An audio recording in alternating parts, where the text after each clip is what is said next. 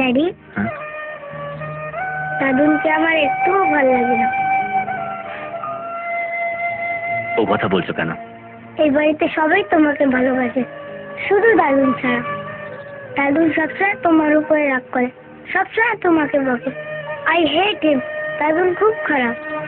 না রনি, ও কথা বলতে নেই। তোমার দাদু খুবই ভালো মানুষ। তাহলে খালি তোমাকে বকে কেন?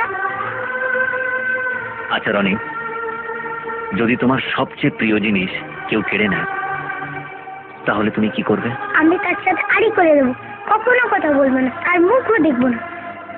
তোমার দাদুনও ঠিক তাই করেছেন। কেন? কেননা তার সবচেয়ে প্রিয় জিনিস আমি কেড়ে নিয়েছি।